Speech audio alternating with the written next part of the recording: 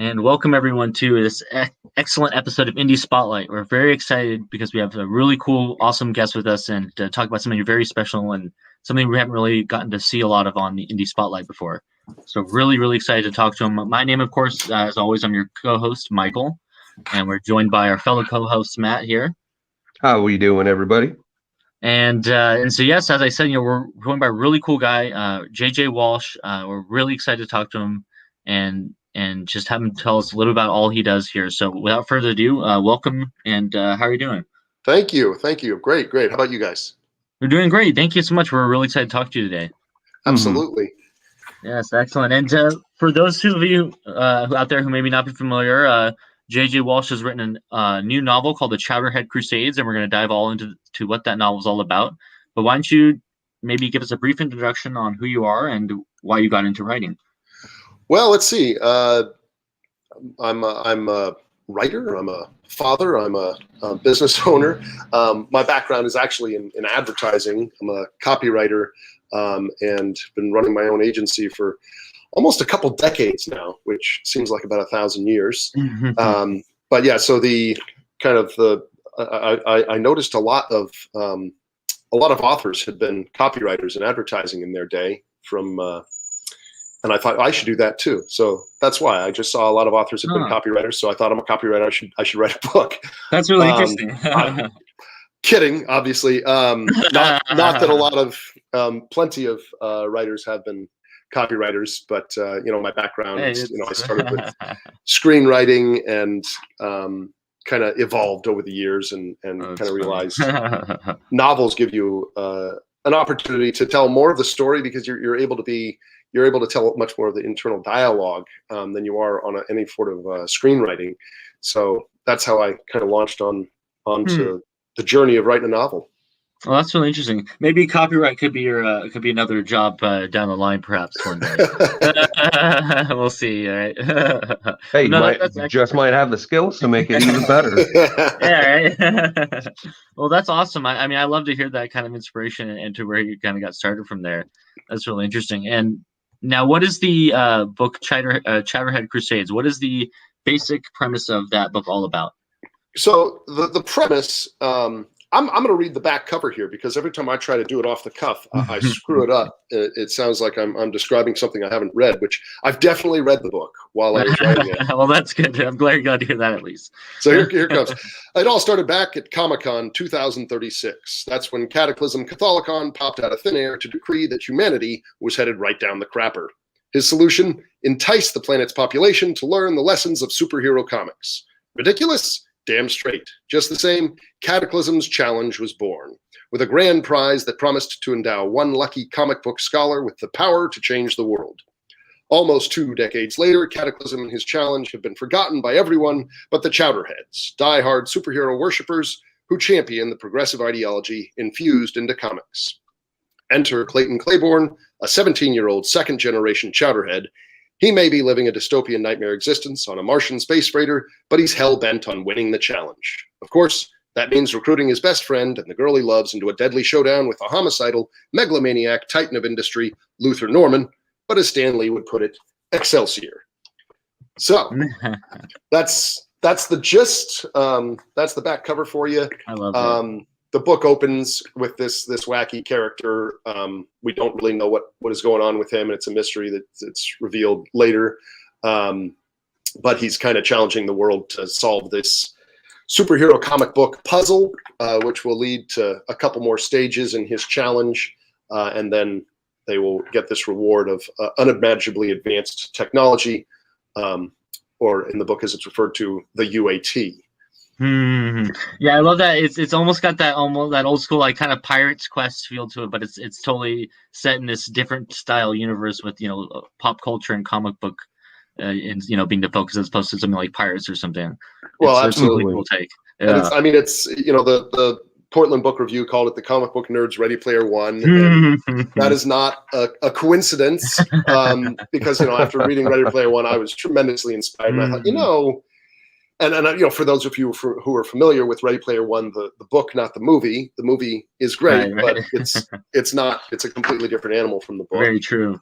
And the book is this homage to the 80s and, you know, what I was trying to do with the book, there's a big overlap there. There's this nostalgia that Ernest Cline pulls forth with that book, where you're reading along and all of a sudden he mentions something that you had this, you know, powerful nostalgic connection to, and it takes you back emotionally to, you know, that period in your life. It's like when you hear a song or a, you know, get a smell. It's such a powerful experience. And I looked back and thought, you know, so much of my life has had these kind of comic books and anchoring me in that time and moment. And I think it's like that for a lot of comic book fans. I wonder if we could do something that has that kind of flavor, completely focused on comic books, which certainly come up in Cline's book, and he's obviously a big comic book fan. And so that was kind of the impetus for where the book went. But that's I also, clever. Yeah, and it's, I mean, it's a historical thing. I mean, it's not just, hey, aren't comic books great because we all love comic books. It's anchored in this, you know, statement and reminder and introduction to those who don't know about the positive social impact of comics. It's not a scholarly work per se, but it celebrates the art form and the artists and the social commentary that drives them. Sounds like it comes from a place of love for the medium, in a sense. Oh, absolutely. Absolutely. Yeah. I think I can see that. Yeah, that sounds pretty good. But real quick, what is what, not necessarily what's the deal with it, but why choose the title that you chose? And when you said why, I knew where we were headed here. So you know, the origin is laid out in the first 10 pages or so. And it's you know, soup heads, superhero heads is what the people who are the big followers of Cataclysm Catholicon, that gets shortened to soup heads. And then detractors start calling them chowderheads. That's great. Because it's derogatory. And the title, you know, I've taken a little bit of flack because it doesn't, you don't read that title and then know what the book's about, but hopefully you read it and have some feeling about it. And that's what I found, that good or bad, people remember it, people have questions about it. Which is better than, you know, a title that gives you a good sense of what the book's about, but is forgettable. So that's why the Chowderhead Crusades. Yeah, it's funny. I didn't even think twice about it for some reason. Like, it just made sense to me. Like, it felt right. Like, I don't know why exactly. Well, and the cover art helps a lot. Well, yeah, that's very true. Yeah, good make it expressed, the way it's typeset and everything. You're like, oh, this is that's about good comics. Yeah, yeah. I will say it does roll off the tongue and through the mind pretty well. It does, cool. Yeah. It evokes some nice imagery there. Now, how did you kind of first fall in love with comics originally? You know, that'd be my dad. He was. I mean, I always tell this story, and I don't know why, but it's just, it gives us a sense of what the world was like in the 30s and 40s. When he'd get his allowance as a kid, he'd get 25 cents, and he'd go to the store and he'd get 2 comics for a dime a piece and a candy bar for a nickel. And you know, that was the center of his universe. You know, each week was built around his trip to the store to get those things. And so I grew up, you know, kind of being programmed that comic books are, you know, should be the center of your world. And he didn't, you know, he wasn't a comic book nut growing up. He grew out of it. But, you know, as I kind of came of age, he'd buy me a comic book here or there. And kind of slowly but surely that evolved into trips to the comic book store every week. And, you know, as a kid, you just think, oh, these are cool stories, and look at these, you know, superhuman guys punching each other into, you know, space, and that's cool. But as you get a little bit older, it was kind of neat to my awareness evolved of what was really going on. And I look back at the original Return of the Dark Knight, Frank Miller's stuff. It was so powerful at the time because Ronald Reagan was in it, and you know, he was the president at the time, and I was like, this is weird. Why is the actual president in here? And it started to make me understand that, you know, I thought he's doing something that's never been done before, and he was, because he's Frank Miller and he was doing what Frank Miller does. But the idea of social commentary in comics was not new. It went all the way back to Jack Kirby and the late 30s and early 40s. This is another story that pops up in the book that says it all for me. When the first issue of Captain America came out with Cap punching Hitler out on the cover, at that, we look back in that, of course, he's an American hero. He's going to punch Hitler. Right, yeah. But at the time, we kind of whitewashed this away from history. There was a pretty big pro-Nazi movement in the United States. And they showed up at the Timely Publications building. And, the story is they called, like 4 or 5 guys called up to Jack Kirby and said, send him down. We're going to show him what real Nazis would do to Captain America. And he was a tough guy, Jack Kirby. And as the legend goes, his answer was, "I'll be right down." By the time he got there, they'd cleared out because they're cowardly Nazis. But is so. That's such a powerful story for me about what comic books are. That there's a couple of Jewish kids that were angry, not only that there were Nazis in the U.S., but that we had not stepped up and gotten into the war yet, and they expressed it with this magical art form that allowed them to build a really powerful positive propaganda movement. And that says it all for me. Wow, that's really interesting. I hadn't heard that one. That's a fascinating story. And recently, Kirby's grandson saw during the riots on the Capitol, he saw somebody wearing a Captain America shirt, and then he started Googling it, and he started discovering a bunch of white supremacists have been wearing, Captain America shields on their shirts. And he was horrified, and he tweets about it, and go and look it up on social media. But and he writes this really powerful note that's just like, there could not be anything that's further from my grandfather's legacy, and this is just disgusting. Wow, yeah, that's pretty powerful, isn't it? Yeah. Jeez. That's very interesting. Well, I mean, I guess I definitely can see where you kind of would come from and kind of have this importance, behind it, just with all that, yeah, it's a long legacy, honestly. It is, and it really goes on from there. I mean, you look at the civil rights movement that was so prominent in the 60s and the LGBTQ movement that's really present in comics now, but even in the 80s, I know a lot of gay folks who came up reading X-Men comics and just like, clinging to this pop culture, entry that was telling, being different is okay. It's great. And, as I grew up, talking to other comic book fans, realizing that this for them was a lifeline. Yeah. It's amazing. Yeah, it is. I mean, some people on the outside sometimes tend to think, oh, the comic books are just for kids. But I mean, when you really think about it and how important they can be, like, you really realize there's so much more value there than just blowing them off as, oh, it's just something for kids, right? Absolutely. Yeah. Absolutely. That's very interesting. And go ahead. I definitely understand that. That is very true about that. But what would you say, like, in line with all of this, was, you could say, like, the earlier things that Marvel was doing, or the earlier comics, more of your most memorable comics growing up, or what would you say would be those?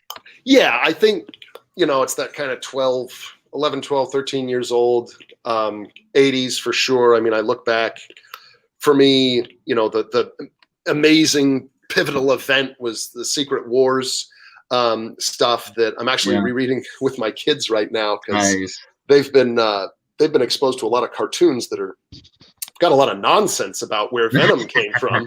And they need to know that it was an alien planet.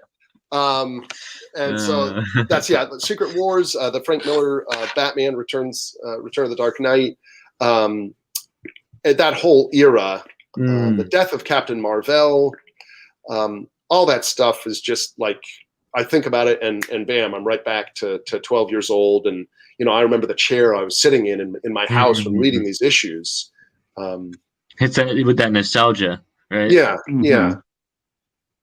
Yeah. It sounds like those, I don't know if you want to call them the golden age, but it sounds like that era was really special to you. For sure. Yeah. And of course, you get into your teens and you think other things are more important ridiculously. So I kind of lost track of comics for a few years there, and kind of went back in college, strangely enough. And I was away from home for the first time, and it kind of turned into this kind of anchor for me, and got back into them. And that was right around the time Image was launching, and got into that. And you know, what a revolutionary thing they did there. I mean, taking on the big two, and succeeding. You know, I mean, there's plenty of independent publishers for sure, but people talk about Image on par with Marvel and DC, and at the end of the day, it's just a few artists that thought we're going to do our own thing, and for them to have succeeded on that level is really, really heartening. Yeah, it really is. It's you love to see those kind of stories, and them doing it differently than the Marvel and DC with, you know, create your own comics. And exactly. It is very cool to see that kind of stuff. Definitely, Image is definitely one of our big inspirations. Yeah. Speaking of inspirations, you know, what were some of the inspirations for you on this book? Oh, well, I mean, as I said, the Ready Player One was the primary thing for me, and I said, okay, how does that work if you take it out of the virtual reality thing and you try to turn it into, you know, kind of a harder hitting story where the stakes are raised, because, you know, there's no virtual reality. The dangers and hazards are all much more present and real throughout. And then, of course, you know, spoiler alert, but there's, you know, we bring in some super human powers start emerging. So that's an element that obviously is brought in from comic book inspiration. So, you know, there's a lot of the character and story synthesis that is just brought from the study of comic books. And that, I mean, that's Ready Player One and comic books. Which is a perfect combination. Absolutely. And also, I mean, a great, you know, Super Gods is also another big inspiration by Grant Morrison. And that's, you know, non-fiction treatment, but the depth that he goes into and his command of comic book history, of course, is so amazing. For me, I had to go so broad. The research process was, you know, I think I probably could have written the book in about a year, and it took 4 years because I had to read or reread thousands of comic books at high speed. Oh my gosh. But at the end of that, and I say it in the acknowledgments, I would not describe myself as an expert by any stretch of the imagination, and nor would anyone that I spoke to. And that's the kind of amazing thing about it, that comic books, you know, we read the stuff that speaks to us, we read the stuff that resonates, and everything else is background, and maybe you see a little bit of it here or there, but, you know, everybody goes deep, not broad. So for me to try to kind of get a toe in every pool was really challenging. Wow. And I'm not a lifelong comic book professional. So, you know, Grant Morrison's book was tremendously helpful and inspiring. That's pretty smart. Yeah, I can see why you'd want to go take it that route, just because, Grant Morrison is legend among, you know, absolutely comic book writers. Yeah, that's why he appears in the book very briefly. Nice. That's fun. Yeah. Do you have any cameos? Did you make it into the book? Oh, I didn't. Just oh darn. Just him. Fair enough. Now, with what you were saying with looking into all of the different issues and everything else, would you say that this helped you with all of your characters' journeys, evolution, or anything more along those lines? Yeah, I mean, for me, you know, writing is, everybody has their process, and the idea of an outline, you know, that's fully fleshed out before you start writing, that just guides you through the journey, is a great idea. And I think most people try that. I don't know how many people really make that a reality. For me, I had kind of a scaffolding, and that scaffolding was really shaped by the character arcs. And that is what I really knew going in. I knew where each of these characters were going to go, what their journeys were, who they were going to start as, who they were going to finish as, and how they were going to intersect with one another. And that kind of moved the story in various directions that at times surprised me.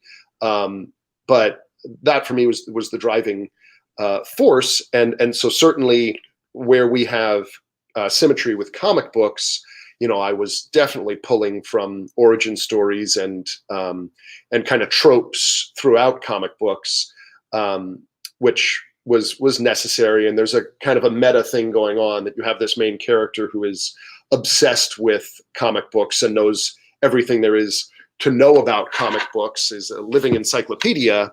And then he starts to evolve into a character that might very well appear in a comic book. Well, I do love that too. I mean, it's kind of an interesting idea of writing a novel about comics in a way, because it's almost like inviting the hardcore comic book readers. Hey, well, why don't you come take the dip into this novel over here and see how you like it? It's still about comics, but maybe for those who maybe don't read as many novels as they do comics, it's kind of like an interesting gateway. Well, for sure. And there's a few things on that front. One, I realize that it's a massive liability for me, because the research I did and why I actually reference in the book, just like in the comics, every time I reference an issue, or almost every time, I'll have the issue number and the year. No, that's cool. Because I know that somewhere in there, I'm sure I've screwed something up. I'm sure I've gotten something wrong. And, the real hardcore fans that are my target are going to find stuff in there. It's inevitable. But that was part of the challenge. And part of the fun of it is, how well can I kind of service this audience so that they feel like I'm being true to this purpose and not just kind of trying to sound like I know what I'm talking about. So awesome, that was a challenge and kind of the fun thing of it.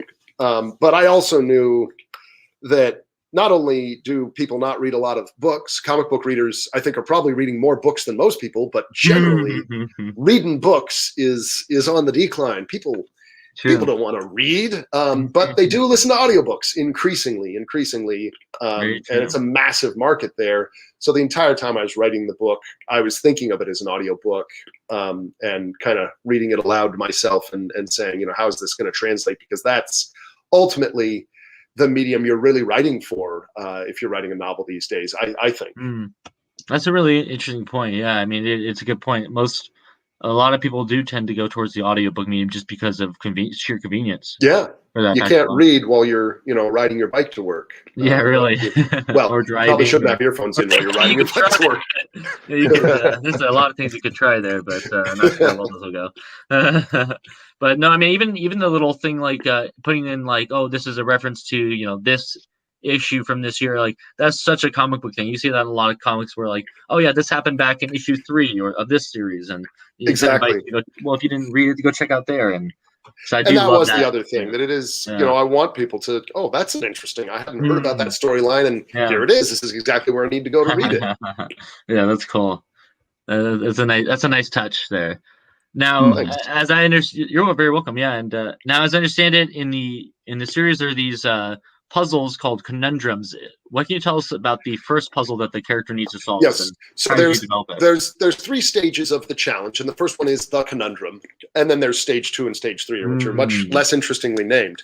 But the conundrum is probably the one of the most aneurysm creating parts of the process of creating the book, because I had to create what is essentially a crossword, which a lot of respect, huge respect for people who create crosswords for a living.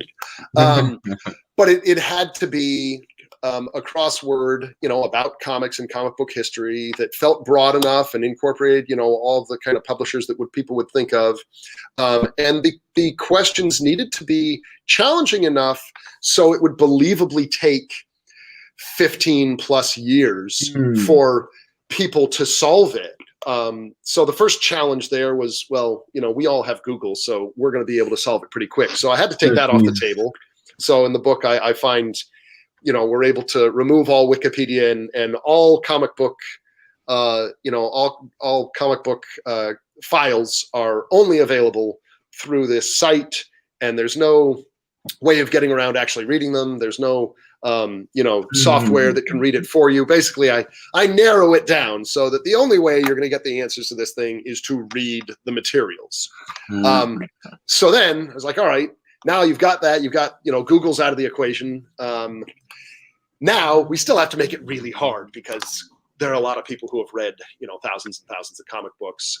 And so not only are the questions difficult and obscure and oftentimes referencing intersections between, disparate materials, but then there's always a twist, which is where my background as a copywriter was particularly helpful because I was able to play with the language and the double meanings so that, even if you kind of knew what the answer to the question you thought was being asked, in fact, it turns out it was a different question that was being asked. It slowly drives a lot of Chowderheads crazy. Oh gosh. No, that's interesting. It's like this. It's like going back to that whole, pirate mystery. Like if you can only, find my treasure map, or if you can only solve this puzzle, exactly, the treasures that await you. Exactly, and then of course there's two more stages after that. So it's this kind of demoralizing thing. It's like, great, took us 15 years to solve this part. What's next? Right, and it's like if the first part took one hell of a journey. Yeah, if the first part took 15 years, I can only imagine the next two parts. So exactly. Now, I know you mentioned a lot of stuff for comics. What if somebody who doesn't necessarily like comics, would they still feel, I wouldn't say nostalgia or anything, but would there still be a lot of this pull to kind of get them into it? Yes. It's a great question. Obviously, if you hate comic books, this is probably not the book for you. So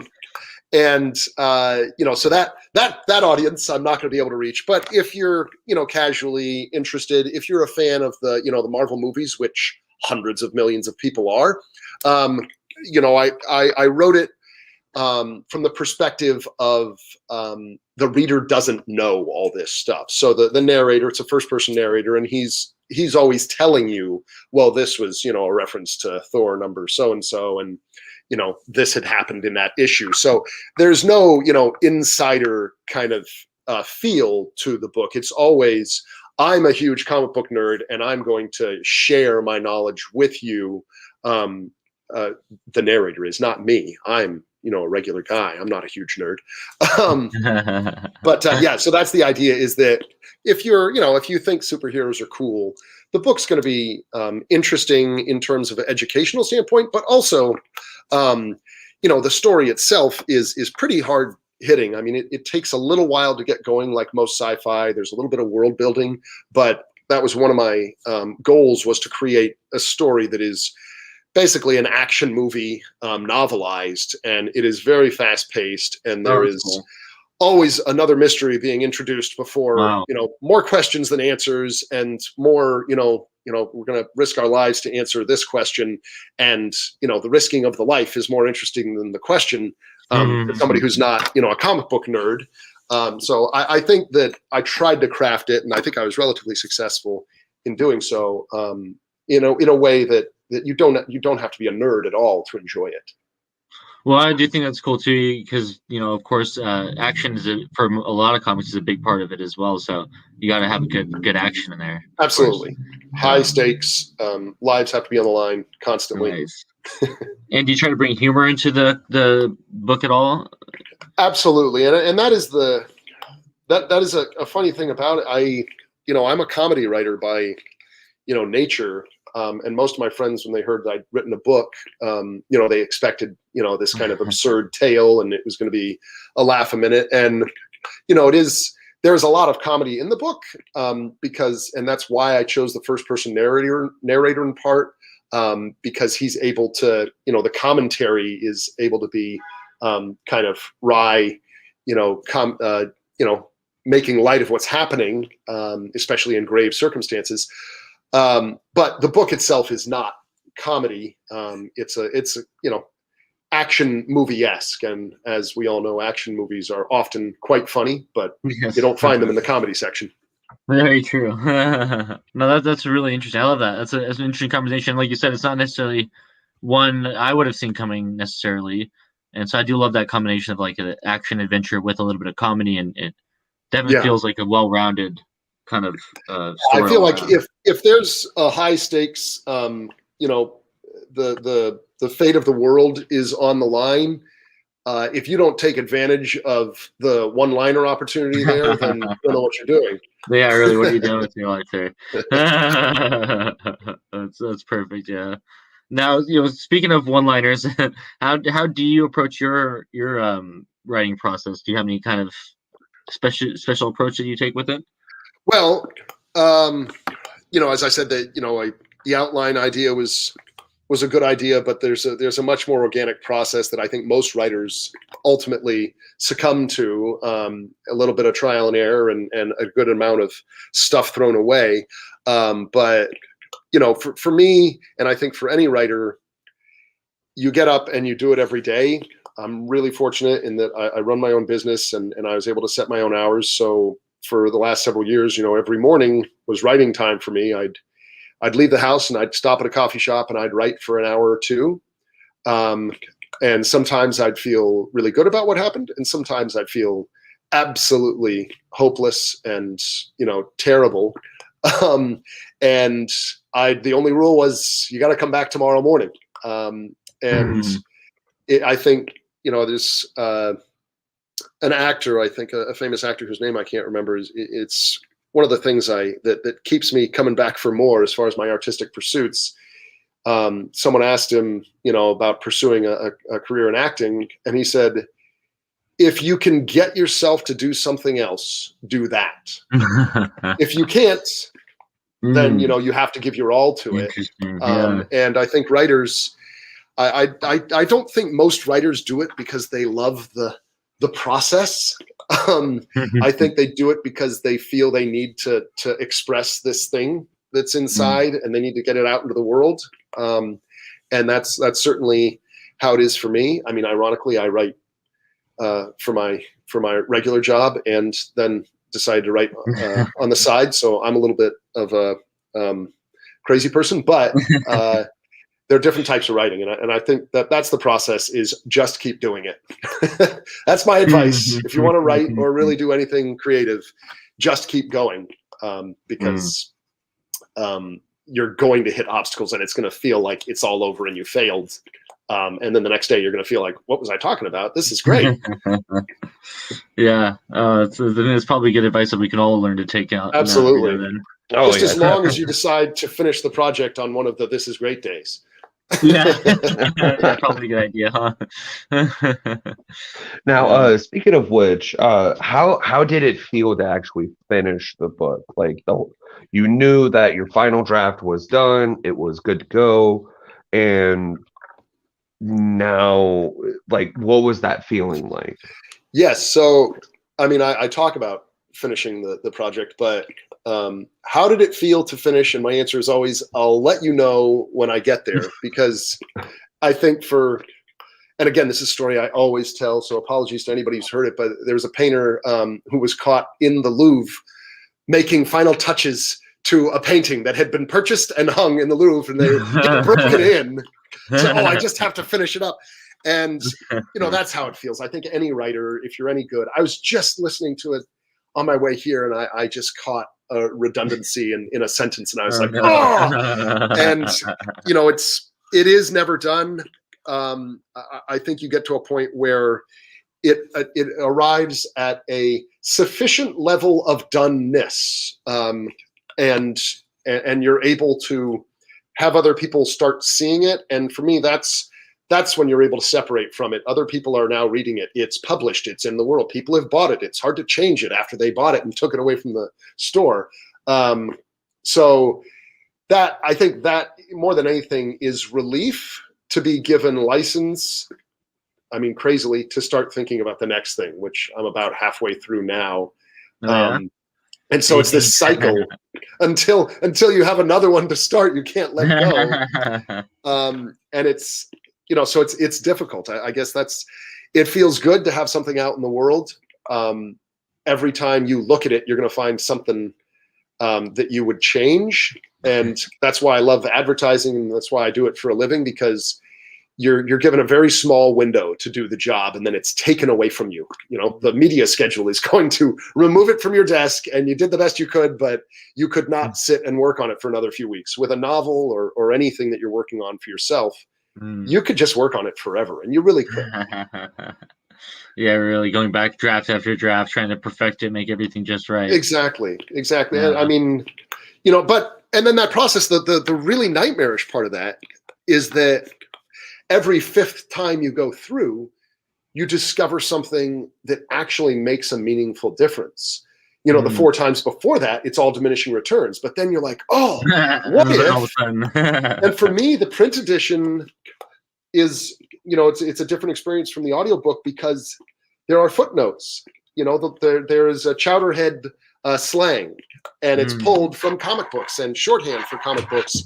And in the book, the characters use this slang, and then I footnote it, and then I talk about the moments from the comic books that that slang is pulled from, and they're always outlandish, you know, moments like "I scream," which is spelled IYE, is it's Chowderhead slang for jerk or idiot, and because there is a comic book character who is called I Scream, and his superpower is being able to turn himself into any flavor ice cream.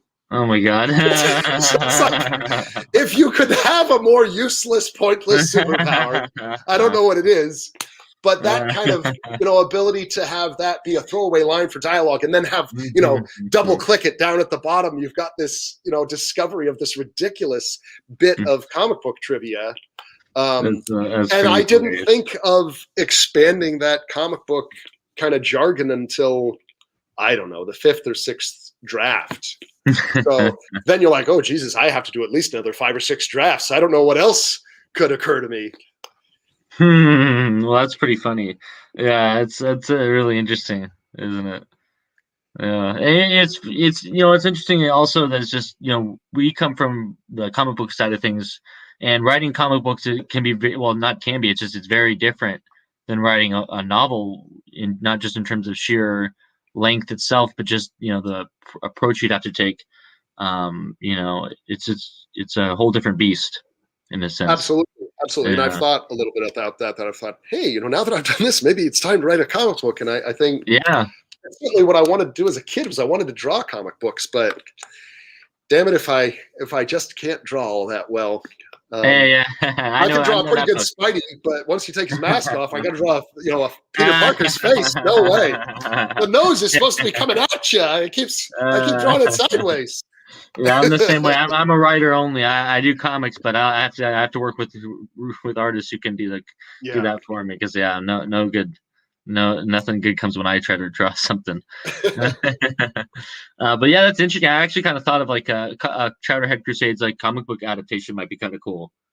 Well, I think for me the you know, it's a lot of different stuff I'd written in the past came together in it. There's a screenplay that I've cannibalized. There's a animated TV series that I cannibalized, and the main character ends up with a superpower that I thought was a proud accomplishment for me, because it's not a superpower that I'd ever seen before. Oh, nice. And I don't want to spoil it for anybody who's reading, because there's a whole discovery of it, but it is hard coming up with a superpower that nobody's ever seen before. And I think the most important part of it is the weakness.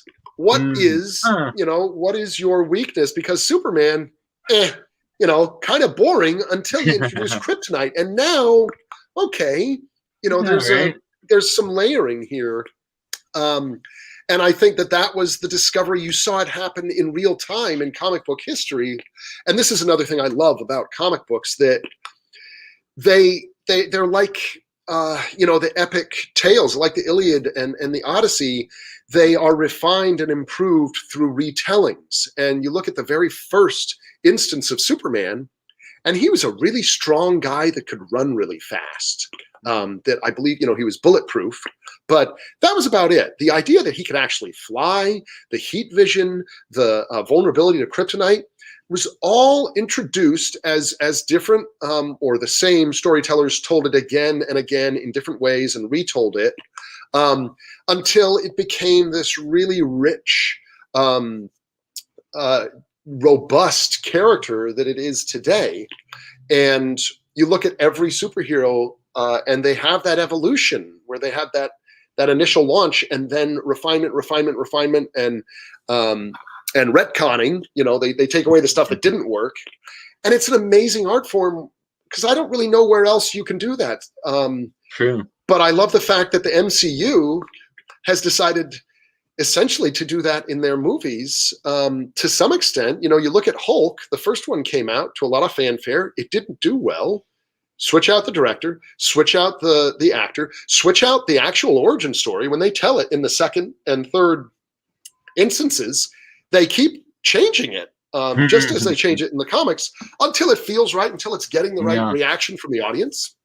And now we have this very cool Hulk in the Avengers movie that really works, but that's not the first Hulk movie. They just decided everyone's going to forget about that now. That's in the past. He doesn't have a father that also had all that nonsense. And then at the same time, what I feel like the MCU has done, not only allow themselves the leeway to evolve and not worry about, what was done in the past, but also commit to the canon more, because they realize, I think, wait a minute, somebody's already done all this thinking for 80 years. Maybe we don't need to. You look at the early Marvel movies and comic book movies, kind of early 2000s and 90s. And for some reason, the screenwriters just thought, oh, yeah, we can just change stuff. And why they thought that they had the right to do that is beyond me. But, you look at the first Spider-Man movie, and this is in the book as well. It's an outrage. Why did Peter Parker have, organic web shooters? That's so terrible, because the web shooters, that's what makes him a genius. That's an important part of his character. He's a science nerd, and the web shooters are the physical manifestation of his character. And we'll just take that out. I mean, I guess it was easier because they didn't, for whatever reason, but no, you can't do that because he built those, and that's part of his character. It's integral. So I love the basically the MCU has figured out where they sit on the line. It's like, yes, we can change and evolve, but we can't violate canon in ways that aren't deeply thought out. So yeah, Tony Stark and Bruce Banner can kind of create Ultron, and we can just leave poor Hank Pym out of it. But you can really understand why they made that decision, and they needed to, and it works. But I'm sure they labored over that, because it's one of the very few things that those later Marvel movies change that violates canon. Right, they do try to stick to it when they can. That's why I appreciate the new Spider-Man take on in the MCU, just because of how it did seem to try to be a little closer to the original. Well, yes, except he's from Queens. There's that little weird moment between him and Captain America in Civil War, when Captain America asks him where he's from, and he says Queens, and then Captain America says, "Oh, I'm from Brooklyn," and that's purely because there's a rivalry between Queens and Brooklyn, and they wanted to manufacture that moment, but Peter Parker lives in Brooklyn, so WTF. Oh, that's too funny. I love that, man. Not to get too off topic, but I'm curious. Are you going to be watching the Snyder Cut? I have watched it. Nice. I tweeted halfway through and said, the marathon has begun, and I'm beginning to suspect that all the hype was not out of line. Nice. And then I watched the other thing and concluded the same. I mean, it's long, but it's very appropriate for something that you're going to watch at home. I mean, I could not sit in a theater and watch 4 hours, but sure, I'll watch 6 hours. I'll watch 10 hours, break it up into episodes at home, whatever you want to do. And what it brought in, and I think that it hit. I mean, unfortunately, all the stuff that's going on with Joss Whedon and the kind of person that he's now being portrayed as, I don't know anything about it. I wouldn't want to get in the middle of it, but I think that kind of fueled this kind of fanfare about, oh, now we're going to see what Snyder's take on it would have been, you know, instead of that Whedon guy that we all hate now.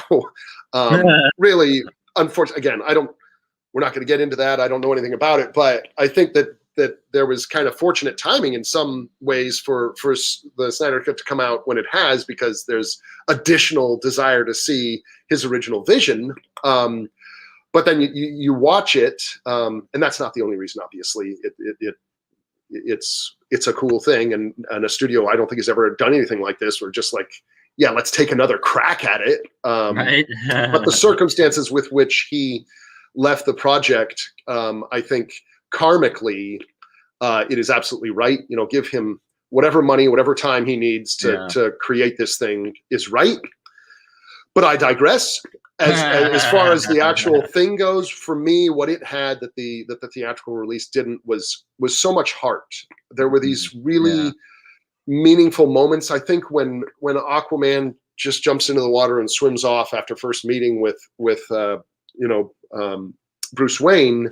You know, in the original movie, he like walks off and that's that. But in this, you know, you stay there, and the women of the little village there come and they sing this song in their language, and we just stick with the scene. And it's like, in that moment, you're like, oh, wait a minute, this guy is helping their little village survive. He brings them, you know, fish, and like this village, everybody would starve and die without him. And that moment allows you to realize that. There's just a lot of those moments in the movie that are kind of stretched out, and the humanity comes through, and you're like, oh, this is not just a glossy Hollywood look at Superman fly around, and it does for me what The Dark Knight, those three movies did.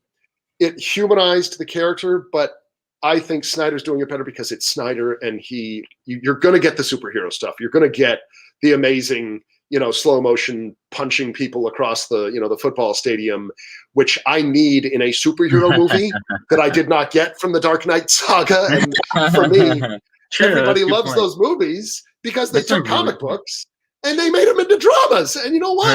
That man is a superhero. I don't want to see him hanging off the ledge and not being able to hold on because he was, you know, stabbed or whatever. He's a superhuman. I'm not going to stand for him being a human. Yeah, and the action was really good in the Snyder Cut. So for me, it takes all of that humanity and all of that real, you know, emotion, and then it adds it to all that kind of, you know, the 300 style treatment. So for me, I think it's an amazing thing on many levels. The fact that it got made, the fact that and the realization of what you can do after shooting. Like, it is a completely different movie. It's 4 hours long, but there's less than half of the first movie in it. Jeez, that's wild. Yeah, and the villain is completely redrawn to my memory, and feels much more kind of foreboding and gritty.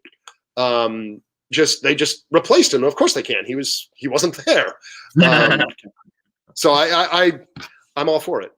That's awesome, man. Well, clearly we're definitely into comics, so we digress, kind of like you said earlier. Of course, but of course, yeah. But kind of getting back more to the Chowderhead Crusades here, I wanted to kind of talk to you a little more about the book and kind of the whole process behind it. What was it like, kind of getting the book published, and what was the publishing process like for you?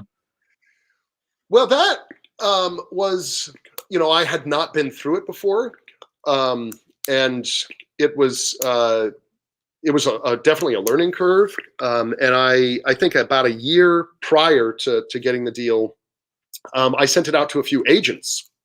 And this is, hopefully others can learn from my experience. Agents have their own agendas. And so the response I was getting was essentially, oh, this doesn't fit, what we're looking for exactly, and this and that and the other. And you realize that agents are, that it's really hard to get an agent. And even after you get an agent, you then have to get a publisher. And then when you do a little bit of research, you realize, look, if you want to get a book published, there are a lot of publishers that take unagented submissions. Really? And once I realized that, especially in the sci-fi category, I just went and did the research and found, all of those publishers, and I submitted, again, having not done it before, I just submitted to like 80 publishers in 2 weeks. And a week later I had a publisher, and I have no idea what kind of deal I could have gotten if I'd gone with this one or that one. But, the process has been, or was pretty good. I have nothing to compare it to. So that I think if you're really focused on getting published, I think agents can be an impediment. And in a great insight, man. I had not heard of that. In an age of self-publishing and whatnot, I think that publishers are going to need to basically replace agents and move much, much faster. Wow. I just got a letter back saying someone, it wasn't quite right from one publisher last week. So about 4 months after publication, somebody told me they didn't want to publish it. And that's the process. That's, you look at all of the, whether it's agents or publishers, they'll all tell you, we'll get back to you in 12 to 16 weeks. And you're like, hey, well, doing the math here, that means, if I say I have to submit to 5 publishers before I get published, I could be years waiting for somebody to pick this thing up. So I'm just going to submit to everybody at once, and I did, and it worked out all right. That's wild, yeah. Now, since we're talking a little bit about behind the scenes, when I know you stated it a little bit earlier that you had thought about making it into an audiobook, but was that right from the get-go, or did that develop over time? Oh, no, it was definitely right from the get-go.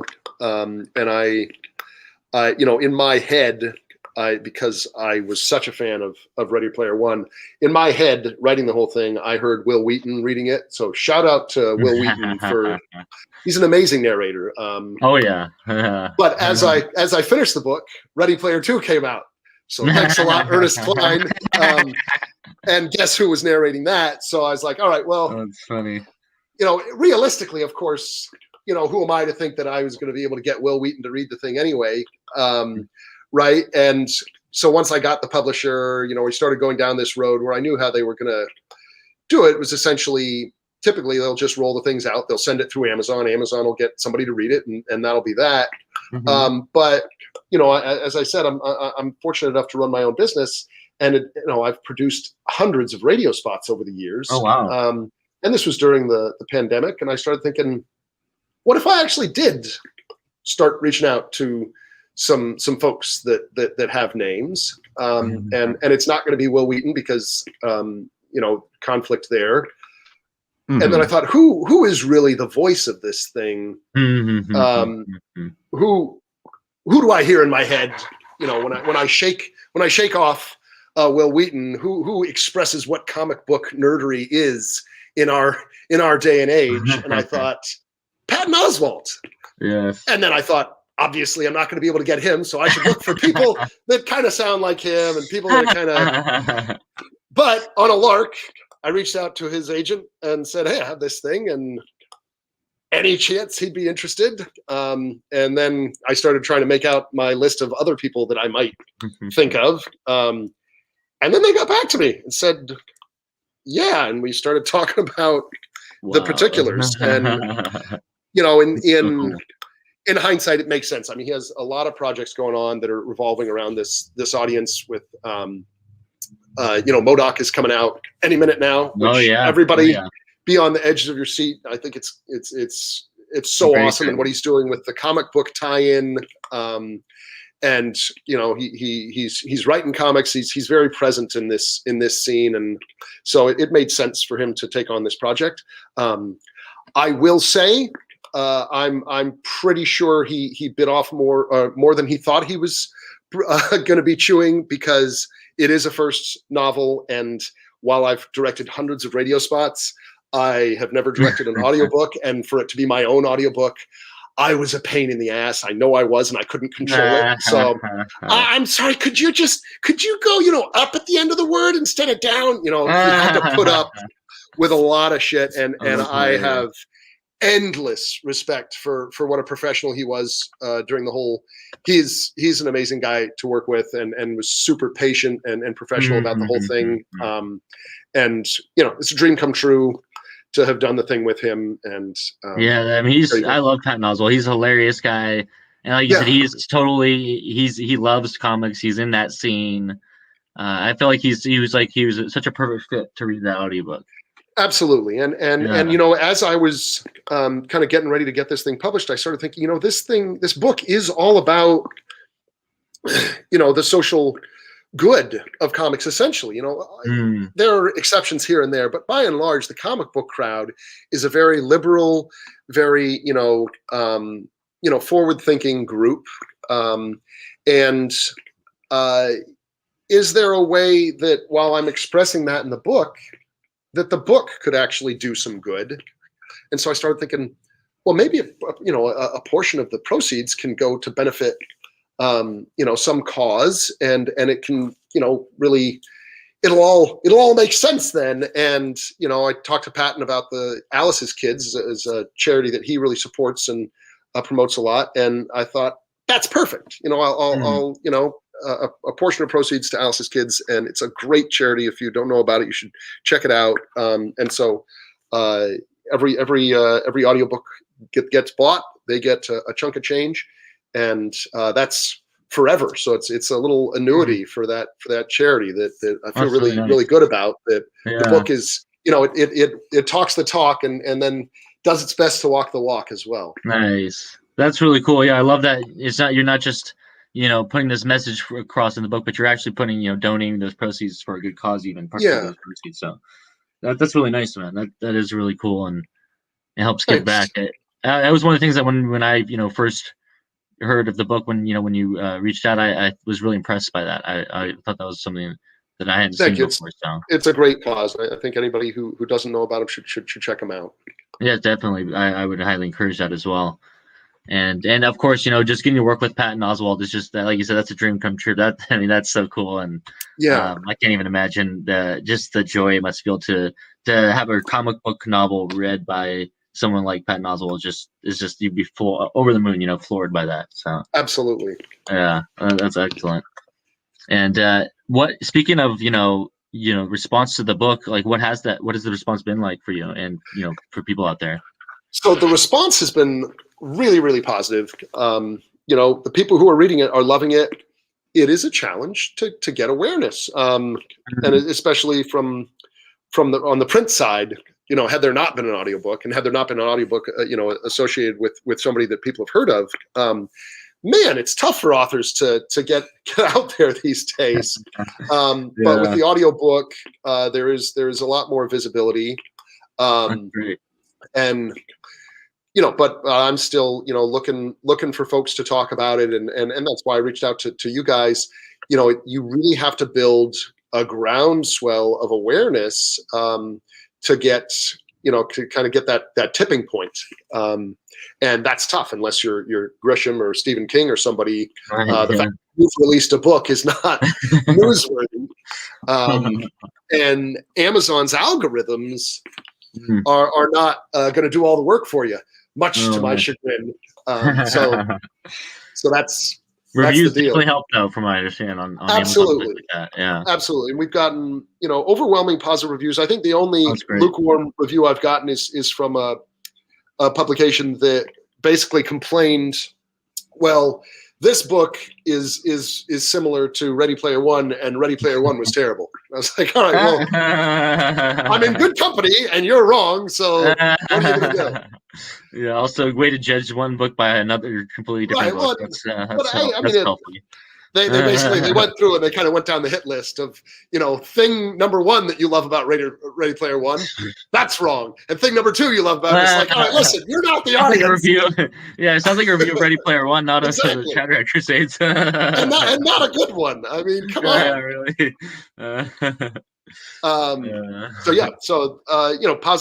Positive reception, but for those of you who've not yet bought it or listened to it, get out there and do it, and give me more reviews.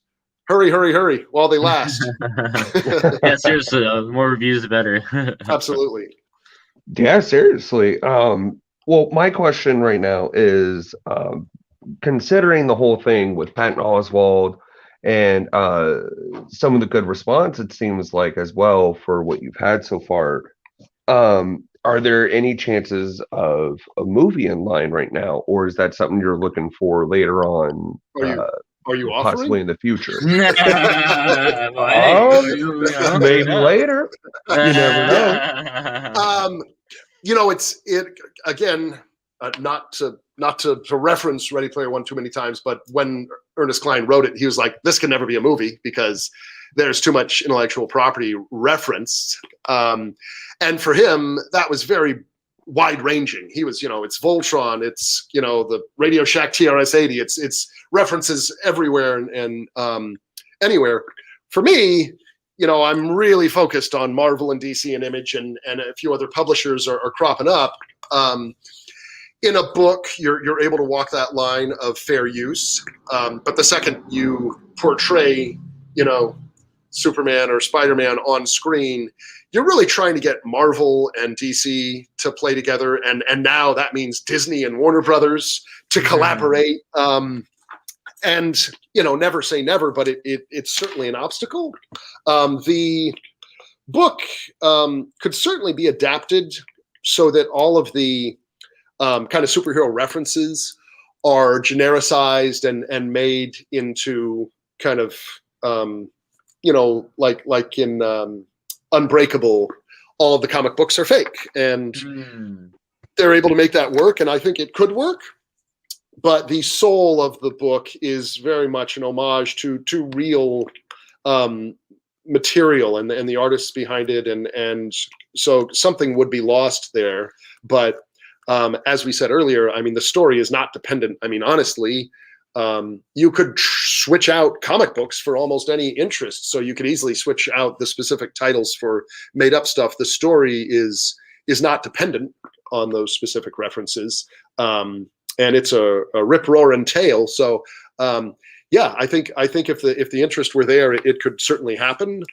I have sent it out to a few folks, including Robert Rodriguez, who, his people got back and requested a full copy. I don't know what that means. I like to picture Robert Rodriguez sitting at home reading my book, but that's probably not a nice image to evoke right there. I like that. I say go with him, man. Yeah, that's what I'm. Until they write me and say that's not happening. Seriously, one can dream, right? Hell yeah.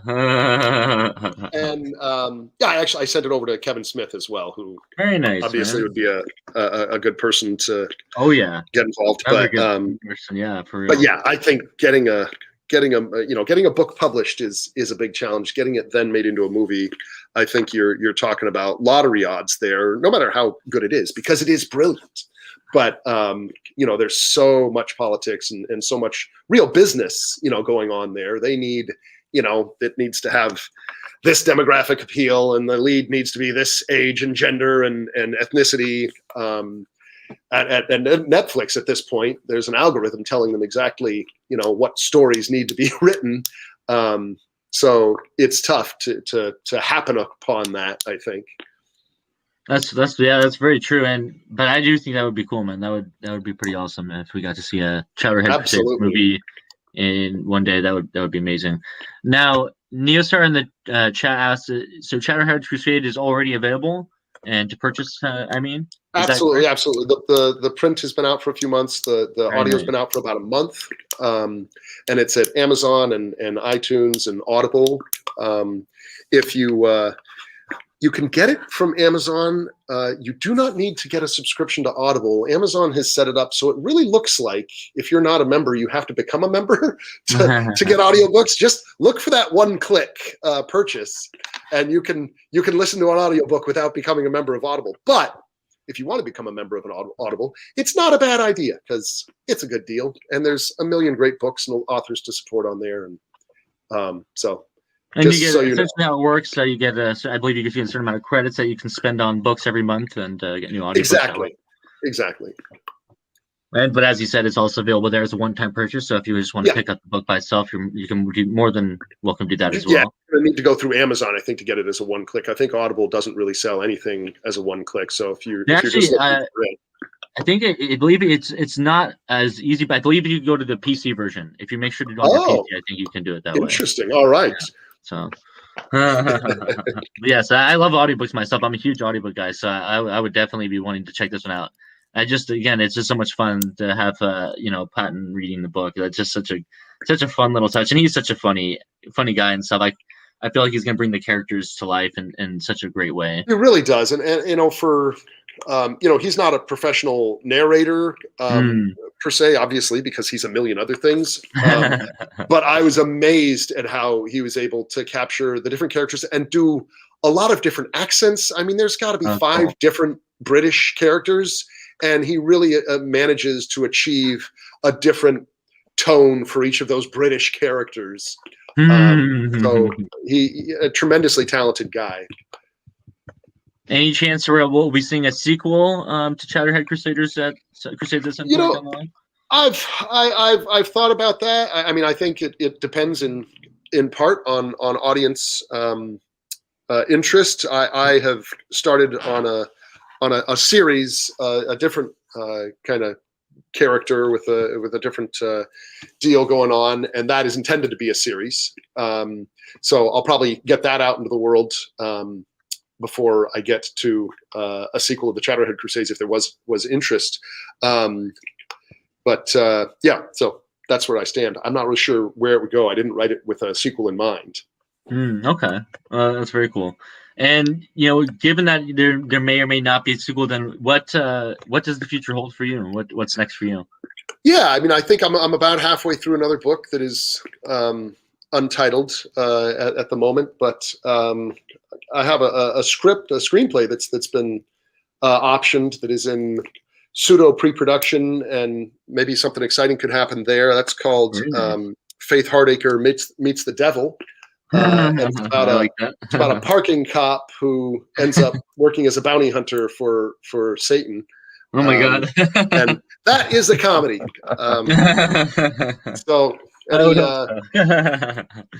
But I don't know when there's a director, I think, that's getting attached, and some casting stuff that's going on. But that, again, the pandemic really derailed a lot of what's going on there. So we'll see. We wish you luck with that, man. Yeah, that'd be really cool. Thank you so much. You're very welcome, man. Yeah, and of course, if you want to come back and once that manifests down the line, we'd love to talk to you about that as well. Absolutely. I will let you. I'll keep you in the loop.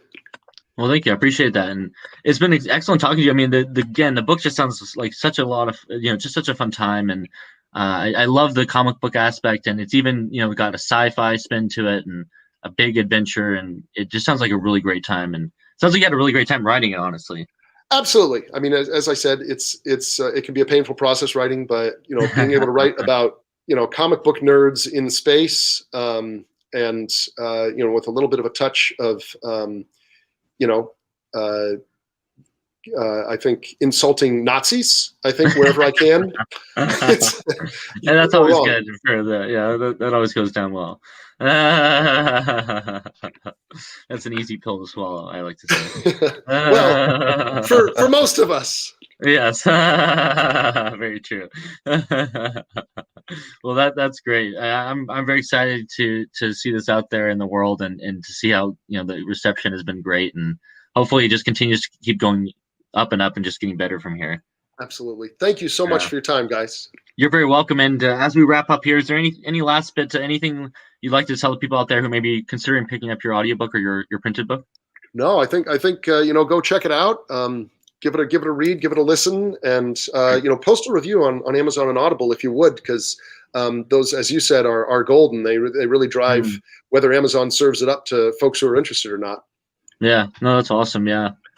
Excellent. Well, thank you again. And where can people follow you online so they can check out all the stuff you've got going on? I am on Twitter as Double J Walsh, and that's double spelled out J Walsh, because JJ Walsh was taken 1,000 times over. And that's the best place. You can also visit my website, which is just all about the Chowderhead Crusades right now, and that's jjwalsh.com. And that's me. Well, that's awesome. Yes, thank you again for joining us. It really was awesome talking to you. And everyone, please go check out that book. Again, you can get the audiobook on Audible or the printed book on Amazon. And if you do get the Audible book, you can either use credits if you have an account, or you can buy it now. So a couple different ways to pick it up. And go check out the website as well. It's good. I think it's going to be a really good read, and I think you're just going to have a lot of fun with it. If you're a comic book fan, even if you're not, I think there's a lot to get out of this book, and just a lot of fun to be had. So thank you again. I appreciate it. Thank you, sir. See you all on another episode. If you guys watched on the replay or on the live show, we appreciate it. And please just go check out his book. I think it's awesome, and I think you guys are going to enjoy it. So thank you so much. See you guys around. Have a good one.